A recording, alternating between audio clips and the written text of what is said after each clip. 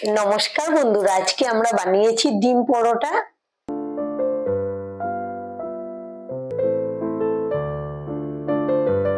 সবার প্রথমে এখানে নিয়েছি এক বাটি আটা, আপনারা চাইলে কিন্তু ময়দা দিয়েও করতে পারেন। এবার একটা ছাঁকনিতে নিয়ে আটাগুলোকে ছেঁকে নেব, এগুলো ফেলে দেব। আর এখানে নিয়েছি হাফ বাটি থেকে অল্প কম চালের গুঁড়ি। এই পরোটার মধ্যে যদি চালের গুঁড়িটা দেওয়া যায় তাহলে কিন্তু খেতে অনেক বেশি ভালো লাগে। এটাকেও চেলে নিয়েছি। দিয়ে দেব স্বাদ অনুযায়ী লবণ, আর নিয়েছি গোলমরিচের গুঁড়ো হাফ চা চামচের মতো গোলমরিচের গুঁড়ো দিয়েছি। এখন সবকিছু একসঙ্গে খুব ভালো করে মিশিয়ে নেব। এবার দিয়ে দেব জল। জলটা একবারে বেশি করে দেব না। এখন মিশিয়ে নেব, যদি আরো লাগে পরে মেশাবো। খুব ভালো করে মিশিয়ে নেব যেন এর মধ্যে কোনো গুটি না থাকে। গোলমরিচটা দেওয়ার জন্য কিন্তু খুব সুন্দর একটা সেন্ট হয়েছে। এখানে কিন্তু আরো জল লাগবে, তাই আমি দিয়ে দিচ্ছি। এখন খুব ভালো করে মিশিয়ে নেব। ভালো করে মেশানোর পরে বেটারের ঘনত্বটা দেখাবো কিরকম হবে। এবার দেখুন আমি খুব ভালো করে বেটারটাকে গুলিয়ে নিয়েছি, আর বেটারের ঘনত্বটা এরকম রেখেছি। এবার ঢেকে রেখে দেব, বাদ বাকি কাজগুলো করে নেব। এখন একটা ডিমের বেটার বানিয়ে নেব। এখানে নিয়েছি দুটা ডিম।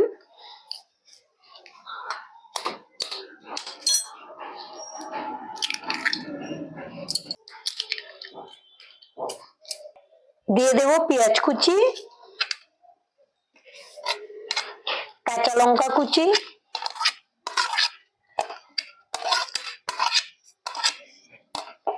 আর ধনে পাতা কুচি,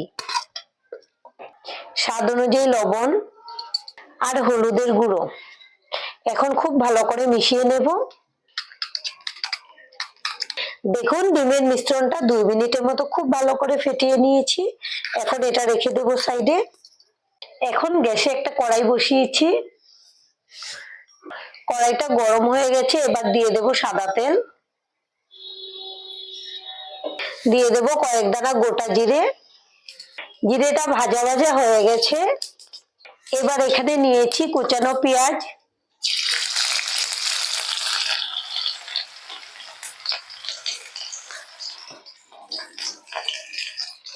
আর নিয়েছি কাঁচা লঙ্কা কুচি। ঝালটা আপনারা যেরকম খেতে পছন্দ করেন সেই বুঝে কম বেশি করে নেবেন।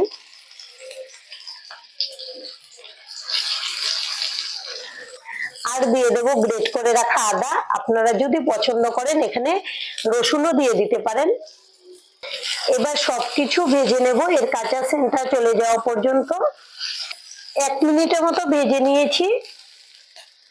এবার দিয়ে দেব টমেটো কুচি। এখানে আমি মিডিয়াম সাইজের 2টা টমেটো কুচি করে নিয়েছি।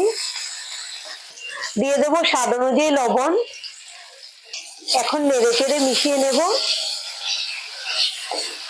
1 মিনিটের জন্য ঢেকে দেব, টমেটো খুব ভালো করে সেদ্ধ হয়ে যাবে। 1 মিনিট পর ঢাকনা খুলে নেব। টমেটো কিন্তু সেদ্ধ হয়ে গেছে, এই যে দেখুন একদম নরম হয়ে গেছে। এবার দিয়ে দেব গুঁড়ো মশলা। নিয়েছি হলুদ গুঁড়ো, জিরে গুঁড়ো, ধনে গুঁড়ো, কাশ্মীরি লঙ্কার গুঁড়ো আর ঝাল লঙ্কার গুঁড়ো। খুবই সামান্য দিয়ে দেব জল। এবার নেড়ে চেড়ে মশলা খুব ভালো করে কষিয়ে নেব।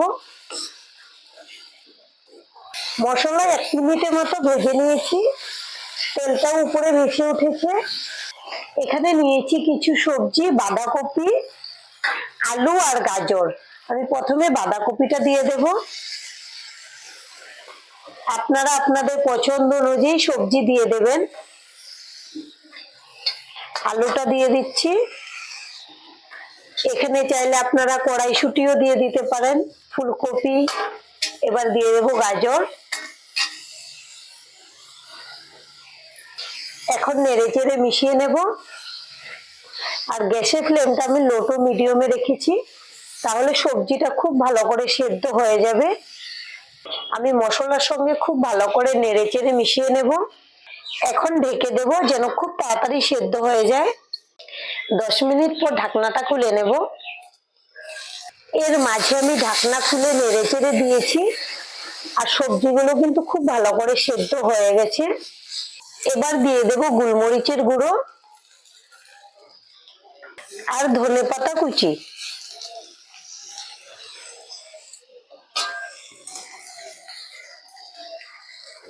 এখন খুব ভালো করে নেড়ে চেড়ে মিশিয়ে নেব।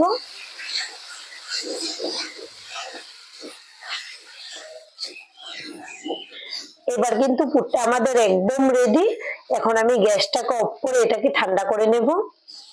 এখন গ্যাসে একটা প্যান বসিয়েছি, প্যানটাকে খুব ভালো করে গরম করে নিয়েছি। এবার তেল ব্রাশ করে দেব। এবার আমি 1 হাতা বেটার নিয়ে নেব, এভাবে ধরে একটু ঘুরিয়ে দেব। এখন উপরটা একটু এভাবে সমান করে দিচ্ছি। এবার ঢেকে দেব, তাহলে তাড়াতাড়ি উপরটা সেদ্ধ হয়ে যাবে। 1 মিনিট পর ঢাকনাটা খুলে নেব। উপরটা কিন্তু খুব সুন্দর করে টেনে গেছে। এখন উল্টে দেব। এবার দিয়ে দেব ডিমের মিশ্রণ। ডিমের মিশ্রণটা সব দিক থেকে খুব ভালো করে লাগিয়ে নেব। আবারও ঢেকে দেব, গ্যাসের ফ্লেম একদম লোতে রেখেছি। ঢাকনাটা খুলে নেব। ডিমটাও কিন্তু উপর থেকে খুব সুন্দর করে টেনে গেছে। এখন উপর থেকে তেল ব্রাশ করে দেব। এবার ডিমটাকে উল্টে দেব। প্রথমে যে পুরটা বানিয়ে নিয়েছিলাম এটা দিয়ে দেব, একটু চেপে দিয়েছি। এবার সাইডগুলো ভাঁজ করে নেব।